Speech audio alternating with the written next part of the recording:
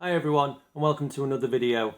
Now, on the back of this week's recent success of the Irish band Whipping Boys' vinyl release of Heartworm, getting into the top 5 of the Irish chart, I just thought I'd share with everyone the chat I had with Paul, the guitarist, from before Christmas. Now, I've held off and sharing it with everybody because I've waited for all the vinyl to finally get through the system and be mailed out to all the people who were still waiting for one. So that's happened now, and congratulations, Paul, and to Whipping Boy, the whole band, for the album getting in the top 5 of the Irish chart. So I'm really pleased to have had this chat with Paul. So don't want to spoil it for anybody, but here's me and Paul, the guitarist from Whipping Boy. Hi everyone, I would like to welcome the guitarist of 90s rock band Whipping Boy, Paul Page, to the channel. Hi Paul, how are you? Thanks, David. Thanks for having me. It's all right. So to start things off, I just thought I'd ask, how did the band come together in general, and where did the name come from? Yes, so I suppose we actually started out in Dublin around 1988, believe it or not. Myself and my cousin had gone to see an Echo and the Bunnymen gig in Dublin a couple of years before and left the venue thinking that's what we want to do. So we just picked up guitars and just tried to learn as we went along. And we just, a mutual friend of ours put us in touch with Fergal, the singer, and Colm, the drummer. They were from outside Dublin. And I think from the very first rehearsal, when we got together, we weren't really good on our instruments, but that very first rehearsal, we just knew there was something there between us. And that's really how we started out. The name, I think the name was, it's a common phrase now. You see it a lot around politicians and, Yeah. The Whipping Boy. It was just something that we saw in a headline and we just thought it'd make a good name. And it had a little bit of an edge to it. A lot of the Dublin bands at the time had very, I suppose, just very anodyne, there was nothing about their name that would make them stand out. And I just think Whipping Boy at the time, certainly it stood out in Dublin anyhow. So that's really how we came up with it. Yeah, well, you can't go much wrong than getting inspired by seeing Echo and the Bunnymen at that time. Absolutely No. Yeah, they were like really at the height of their powers at that time around Ocean Rain. And I just remember we went to that gig and we came out just mesmerized. They were just incredible. So yeah, they were a big inspiration for us in the early days. Oh, well, that's good then, because that actually leads me on to the next question. I was going to ask, were there any musical influences? Obviously, you've said Echo and the Bunnymen. At the start, was they the main one, or was you drawing on different things from each other? Yeah, I suppose we were all really into the Velvet Underground and a lot of the American noise bands at the time. So Sonic Youth, Big Black Swans, bands like that. And then in the UK, we mentioned the Bunnymen there, but My Bloody Valentine were starting to come about. So Yeah, they were a big influence there as well. And I suppose that influence was very evident in our early recording. So our first EP was probably fell into that whole shoegaze territory. It was a lot of that My Bloody Valentine kind of sonics. And we signed to a London independent label for the first couple of EPs, Cherie Records. I don't know if you know the band, The Telescopes. I do actually, yes. They were the kind of flagship band for Cherie at that time. They got lots of press from The Enemy and Melody Maker. So we were delighted to sign, and they were a band we actually liked. So when Cherie wanted to release our first couple of EPs, we were over the moon, Yeah, well, that's good to get the ball rolling. Then you've seen the Telescopes and you signed Cherie Records and everything. Now, following on from your first EPs and everything, in '92 you released your debut album, Submarine, and that was on Liquid Records. Were there a lot of expectations for the first album? Were you expecting it to do really well, or?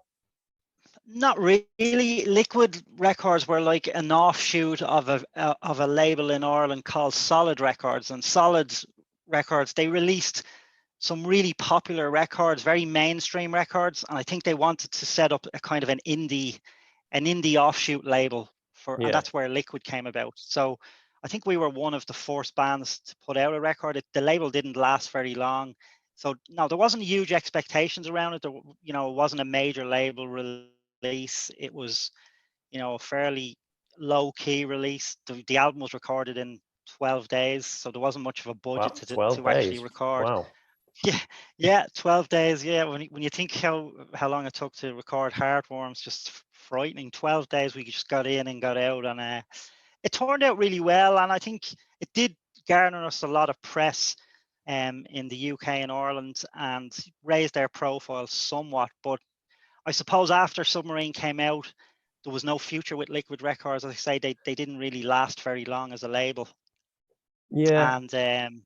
And we kind of went through a period after Submarine where things started to stagnate. We were playing the same venues around Ireland and started to really question, you know, had we a future? You know, we were nearly 5 years gone at that point, and I suppose it was then we went in and started to write the songs for that eventually became Heartworm. So Yeah. That sounds really good. I mean, I'm glad you said Liquid Records weren't around very long, and I could see that when I've been on Discogs and looked at your discography, and there's only seems to have been like you had the album, and then there was like yeah, one single to go alongside it, and you said you got all the press and that from it, but I suppose if you weren't getting the music out to go alongside it, single wise, it don't help no, spread the no, word. and they No, didn't. Yeah, they didn't really have. You know, there wasn't much of a budget to try and market the record. It literally just came out, very limited release. I think it only came out on it came out on CD and vinyl, but it didn't get much distribution, or I don't even think it was distributed in the UK. So it was pretty much a local release. local release. But as I say, it did raise our profile a little bit over in Ireland. We played slightly bigger venues, but then we kind of were pretty much doing that for the next 2 years, 3 years. No sign of, you know, another record coming out. So it was tough. It was a tough period for the band. Yeah. Okay. So following on from Submarine and Liquid Records, you then got signed to Columbia, a smart sort of offshoot from Sony. How did that happen? Did they come see you play, or? Yeah, that was a kind of a strange one. You know, we didn't shop ourselves around that much in that period. How it happened was we went in to record some demos, and we recorded a 3-track demo in a studio in Dublin. The engineer at the time passed that on to an A&R guy from Sony Records in Ireland, and that's how it came about. He really Right. liked it. They approached us and said they'd pay for us to go in and do another demo, which we did, Right. another 3-track demo, and they were really interested in. And one of the bizarre things about the recording industry, and particularly in a small scene like Ireland, is when other labels, major labels, hear that there's an interest in the band, suddenly they become interested as well. So then we had EMI interested in the band as well, Right. and there was this period where both labels were courting the band and trying to convince us to go with them. And eventually we plumped for Columbia. We just felt Columbia just were much more enthusiastic about the music. They seemed to have a lot more belief in it. We felt that, you know, EMI might sign us, and EMI had a really good roster at the time, some good bands that we liked, but we just felt we'd probably not get much of a look in on EMI, whereas Columbia seemed to be much more enthusiastic about the band and seemed to get the music more. Yeah, it's good when you get that feeling that someone actually is interested in the music and not just want to sign you to put you out there as a big advertisement. Look who we've signed.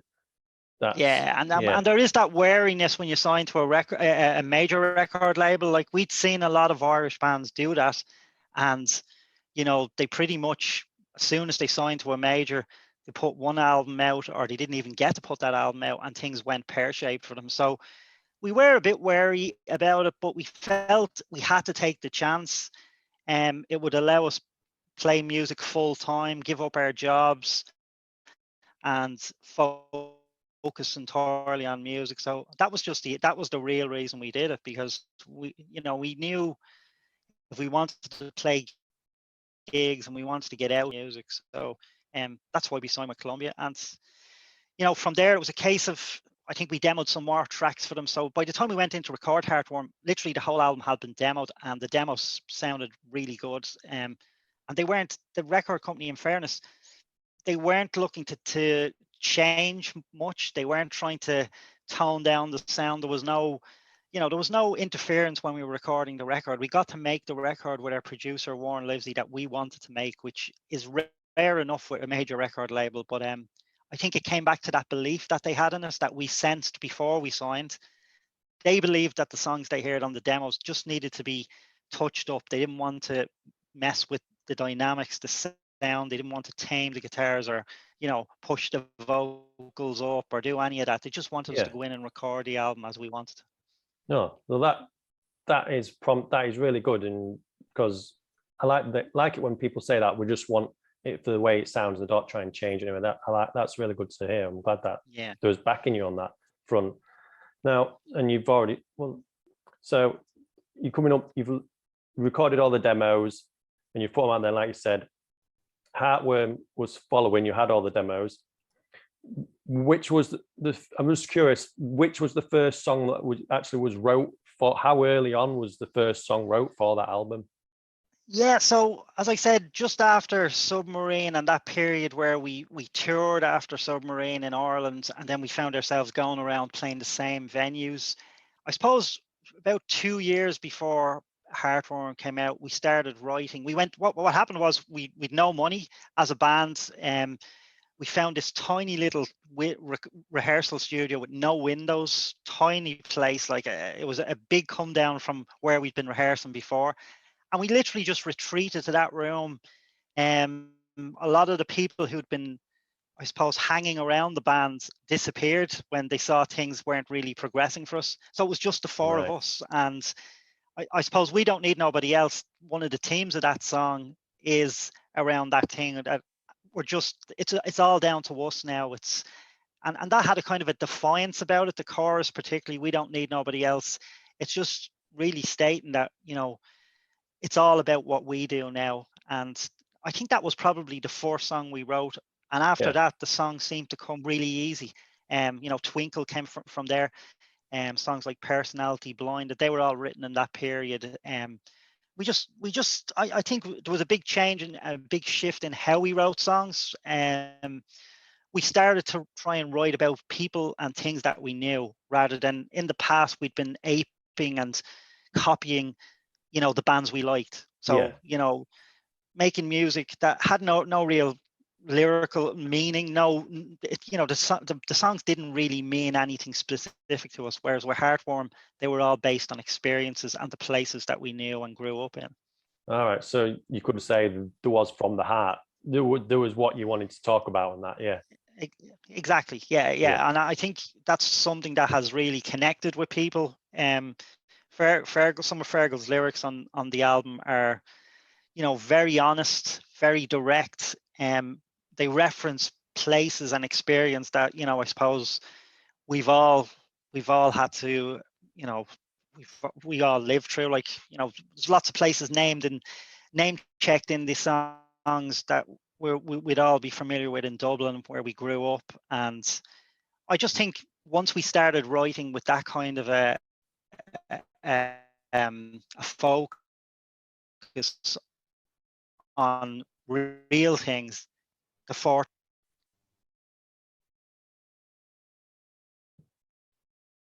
Can you hear me there? Yep. Sorry, it's my internet connection. It's ducking it down with rain here, and it's really bad. Okay. All right. Now, in 2015, I read an article, and Fergal, I said that the label actually interfered with the recording of Heartworm. Do you felt this was the same, or you've already touched on it a little bit? But... Yeah, I wouldn't agree with that at all. Certainly from the music, from the perspective of making the music, they didn't interfere from my perspective. I was kind of surprised when I saw that, because we never had any interference. I think we got to make the record we'd hoped to make going into that studio. There was no interference. They literally left us. The A&R man came in at the beginning. He came in the middle of the recording to see how things were going, and they came in at the end. So there was no trying to influence how it was recorded from my end. Okay. So can I ask then, why did it take so long for it to record from the start of did you 95 to the end of 95, or was it earlier than that? Or it seemed to take a long time to record. So the recording itself took, it wasn't a case that once we'd recorded it, it took a long time for the label to put it out. That was more the problem. Right. Yeah, we had it recorded and it was in the can, it was ready. But one of the constant themes with Whipping Boy throughout our time as a band was our timing was really bad. Everything, nothing happened as it should, or when it should have, when it should have come out. So, no, the recording took about 12 weeks. We recorded in Dublin, and then we went to England to mix it, to London to mix it, and we had Lou Giordano from, I don't know if you know Sugar, Bob Mole's band Sugar. Yes. Lou would have produced or engineered that album, Copper Blue. So he came over and mixed it with the producer Warren Livesey. So it was finished. It was a very stress-free recording. We got through it. There was no having to go back in and remix. It just sat there for a number of months before they scheduled a release. That's unfortunate, because do you think it would have done better than it did if it had come out earlier if it came out earlier in the year? Or possibly. The one thing we missed out on, we played Jules Holland, the Jules Holland show, and did 2 songs. Yeah. And if it had to come out closer to that, I think it came out about 6 months later after that. If it had to come out closer to that, I think it could possibly have done better in the UK, because everywhere we played in England after the Jules Holland show, anyone who was at the gigs said, I saw you first on Jules Holland. So that was a big break for the band. Yeah. Getting that show as a really unknown band was a huge break. And we didn't capitalize on that we didn't capitalize on it enough by getting the record out in and around that time, So it possibly could have done better, but I do think timing wise, I know Britpop was really big at that time. The whole Britpop scene is really taken off. And I just don't think our album really fitted into that too well. Others would have said the same. I know other bands like Radiohead were doing well at the time, and we probably would have been a little bit, closer to what they were doing. But it was a time when Britpop seemed to dominate the media in the UK, particularly. So it might have done better if we'd have released it maybe 6 months, 9 months earlier. Okay. Was the band involved in the artwork for the album at all? They're involved in the cover. The cover, agreeing the cover and going through that whole process took forever. It was nearly as long as recording the album, because when it comes to design ideas, everyone has a different opinion. So we'd like the 4 band members and the designer, and we were constantly asking them to change things and tweak things, and it was just a back and forth. But I think it turned out it's a very striking sleeve when you see it on the shelves. Back then, it looked pretty striking. So we were happy with it in the end, but it was a torturous process to get to the point where we had it finished and finalized. Yeah. Oh, I just wanted to know, because I'm interested in artwork on albums a lot. I think it takes a lot of, like you said, a lot of minds can come together, or someone can just do it themselves.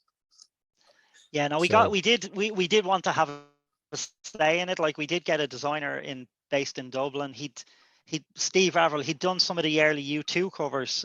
So he would have been the kind of one of the biggest graphic designers in Dublin. And I think he did a good job, but we probably put him through a lot of pain with all the back and forth trying to agree what it was going to look like. Yeah. Oh well. I wonder if any of them still exist. Any of them old ones. Yeah, I don't know. Maybe. Right. I want to touch upon America now. What happened when you went to America? Yeah, that was a good one. So we went to America around just before the album release. We went to New York for a week to meet the label over there. It was basically a meet and greet. They met us. We did some press while we were over there. Had a great week.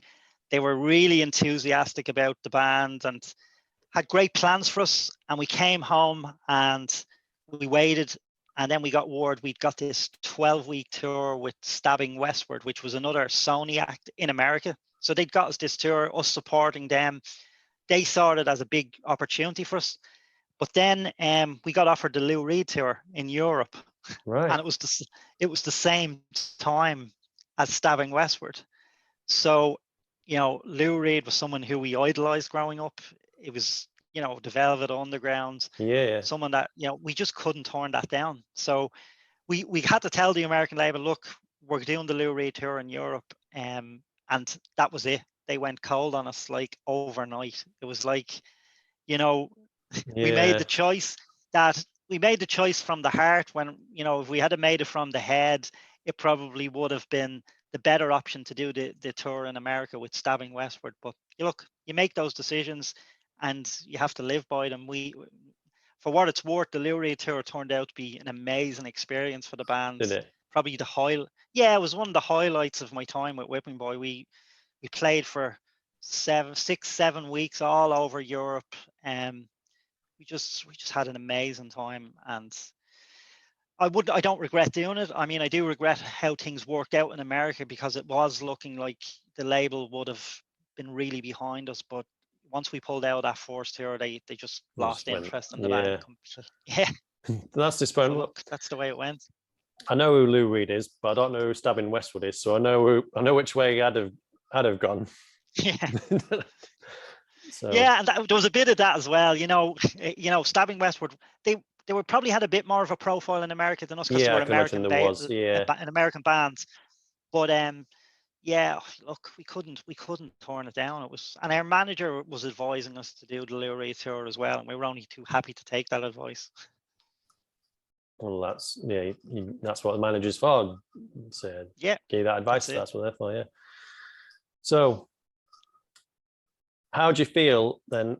I think I've already seen something about this previously, but your album Heartworm topped the Phantom FM's top 50 Irish albums poll in 2013. Sorry, it topped the most popular Irish poll of all time. That's quite, save all the Irish bands and people in that list, and it topped that. That's it's funny, and we've constantly been in those polls. Like there was another poll recently in one of the big national newspapers. I think it was a critics poll, and it was number 4, and that's still like this is nearly 26 years afterwards. It's amazing it's obviously a great honor to see us there, but every other band in that list has sold millions of records. We were there with an album that really didn't make a dent. But for some reason, and it's hard for me to fathom why, it still seems to be a record that people return to and still cite with great fondness. It's an album that maybe, I suppose, soundtracked a part of people's lives, and they just seem to have cherished it. So it's amazing to see it. But Heartworm, in terms of, it didn't change our lives in any way. We ended up all having to go when the band split up and find work. We never made any money from making music. Heartworm has never made us a cent. So it's just an album that's been there and people cite and as a record they love, but it didn't sell enough records certainly for us to stay on Columbia. That was the reason why we ended up being dropped. It was a commercial failure. Let's be blunt about it. It did not sell at the time. But despite that, it's obviously still there. No matter what else anyone else has bought, it's still sat there in people's lives. No matter what else has come out, it's just been there in the background, and people have still gone back to it, and it's there. Yeah, and that's the thing. It's really humbling and I suppose heartening to see that. Yeah. For whatever reason, it's a record that means something to people. It hasn't sold in the quantities of some of the bigger acts you'd see in those lists. It's not hasn't sold like U2, but it's a record that still means something. And I suppose if you had have asked me 25 years ago, would you like an album that would sell, a one-hit wonder album that would have sold a lot at the time, or would you like a record that people are still listening to 25 years later or 26 years later? I think I'd have taken what we actually got, which is a record that didn't do much for us at the time, but it's still being listened to. Cool. So Heartworm's being re-released this year, and why did you go?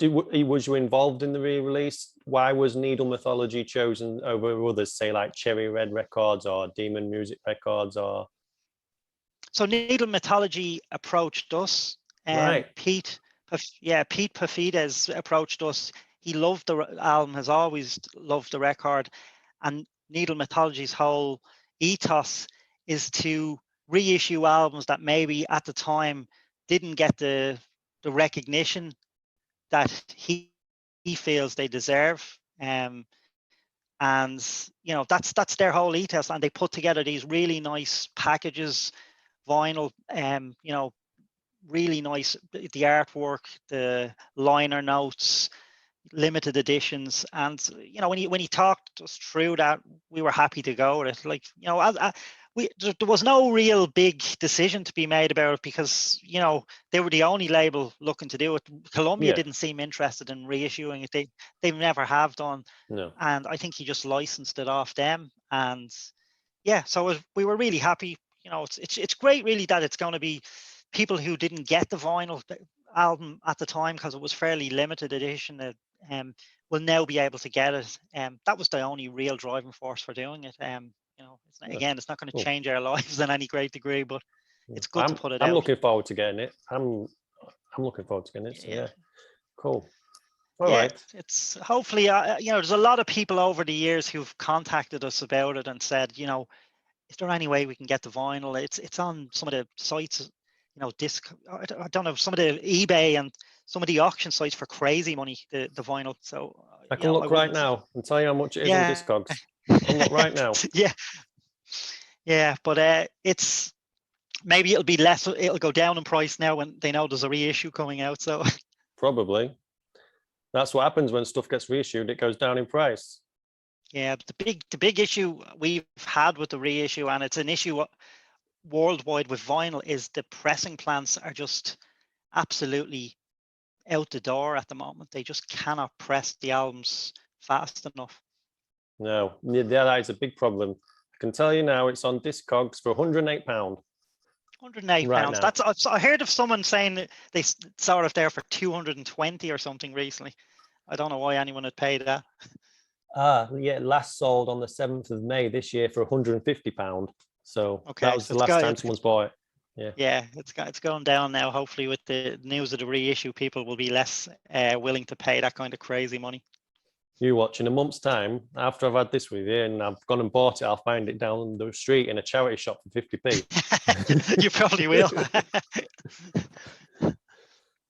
Okay, so when you was sort of at your height, when Heartworm was out and everything, and it was that, did you have any favorite bands or artists? What was you listening to at the time?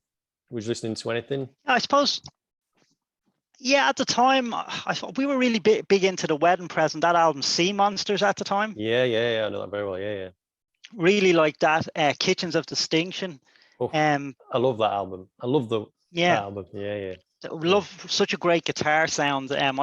We played with them in Dublin once, and I was like a guitar geek watching the guitars with all this pedal board, So that was a bit of an influence on Heartworm.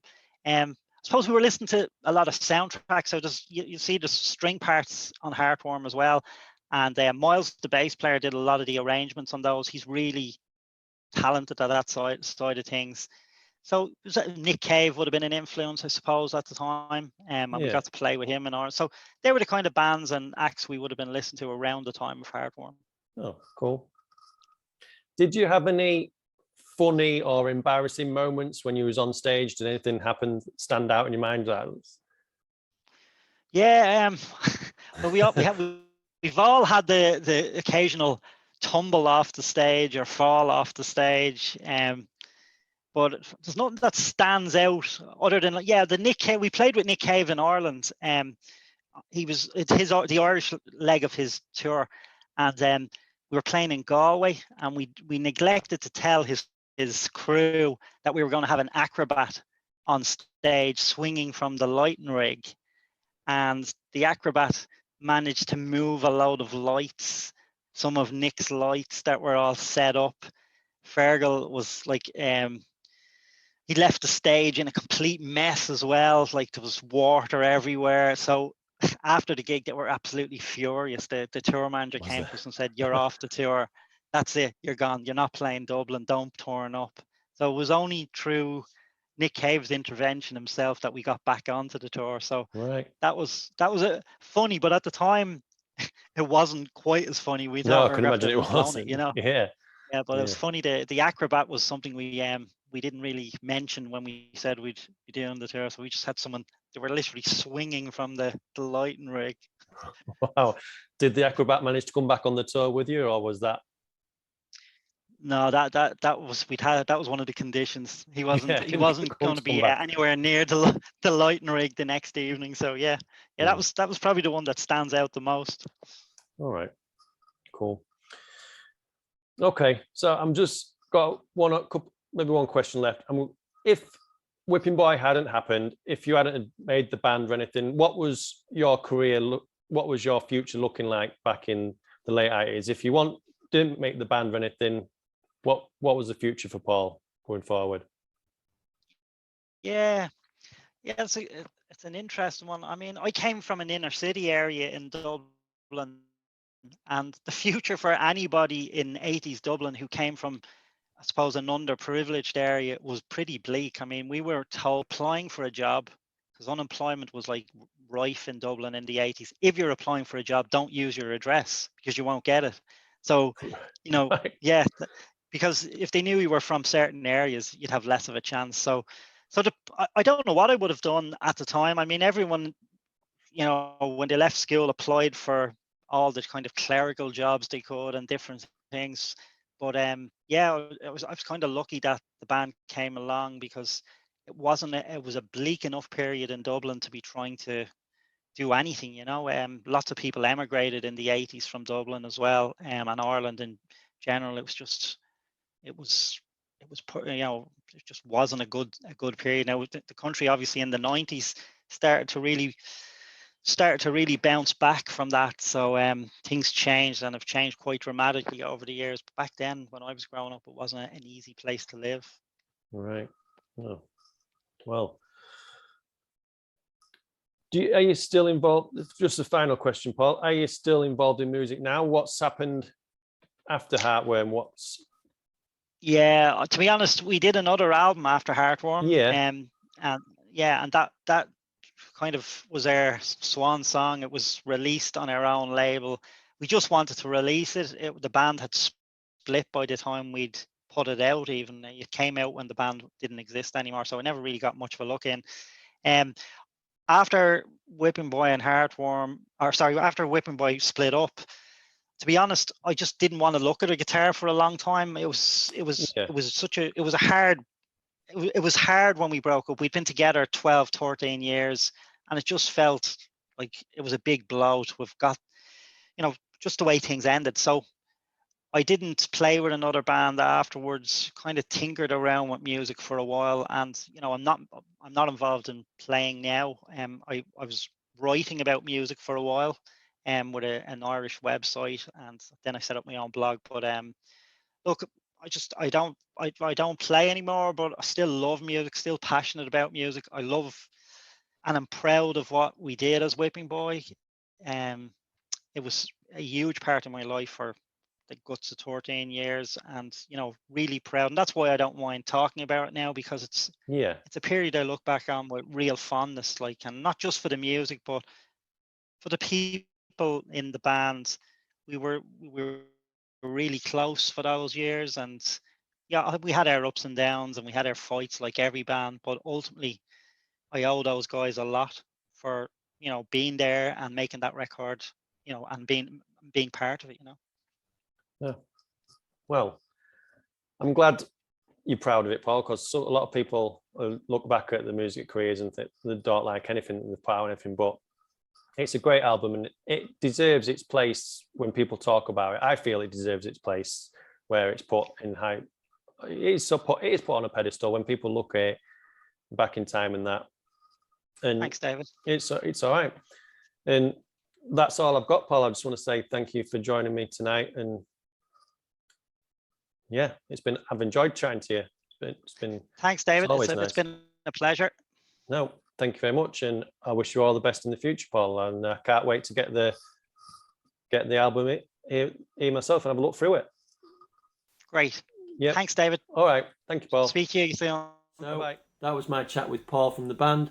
I had a really great time chatting to you, Paul, and I appreciate you giving up your time to let me have the opportunity to discuss with you.